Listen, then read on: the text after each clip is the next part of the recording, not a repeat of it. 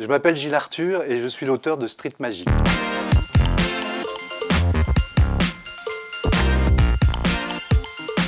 Je ne vais pas trop m'étaler sur ma carrière puisqu'elle a débuté il y a très longtemps, à l'époque des Visiteurs du Mercredi, dans les années 70, avec une séquence de magie expliquée.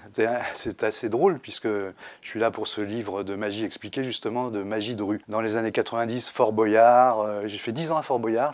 Attention Magie, ensuite, une grande époque pour moi puisque on présentait une émission de magie mensuelle le mardi soir sur France 3, présentée par Vincent Perrault, et j'assurais la magie en fil conducteur, avec une méga illusion. C'était la première fois qu'on faisait des grosses illusions en Europe.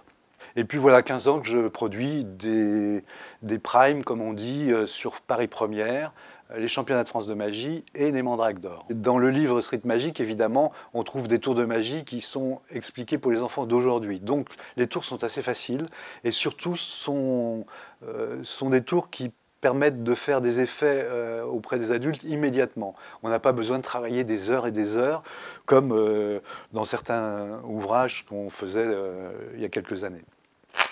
Vous voulez apprendre un tour de magie de rue, avec des cartes par exemple? C'est parti. Alors on commence par faire choisir une carte, n'importe laquelle. Allez-y. Je ne dois pas voir. Et puis maintenant vous la cachez et vous la piquez dans le jeu n'importe où, vers le milieu par exemple. Voilà, parfait. Je n'ai pas triché, on est d'accord. Et je vais maintenant essayer de la retrouver. Alors, c'est pas facile, évidemment. Avec un doigté de magicien, peut-être? Non, plus simple. Regardez. C'était quoi votre carte? 6 de carreau. Je prends le 6 de carreau, je le retourne et je le remets dans le jeu. Vous dites, c'est complètement fou. Et pourtant, regardez bien.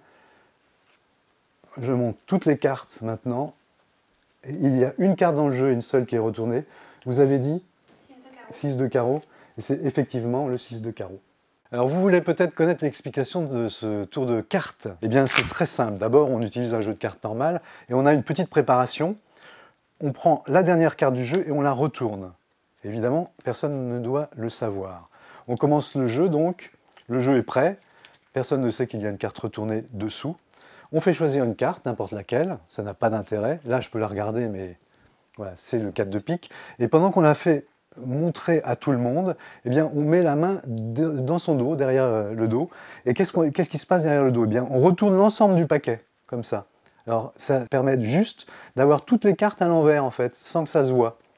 Donc, on revient face à son spectateur et on lui demande de placer la carte n'importe où dans le jeu. Alors, évidemment, le spectateur ne le sait pas, le jeu est à l'envers, donc la carte va être piquée, regardez bien, va être piquée à l'envers, directement, mais personne ne le sait. On égalise le jeu.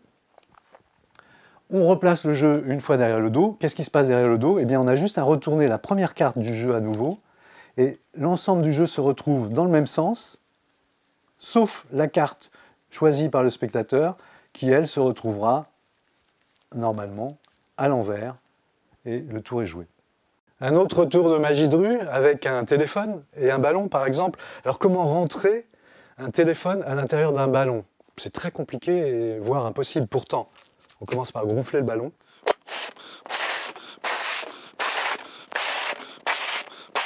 C'est le plus difficile. Après, c'est la magie qui opère.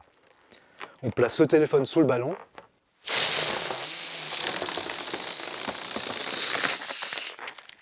Le téléphone est bien passé à l'intérieur, vous pouvez vérifier.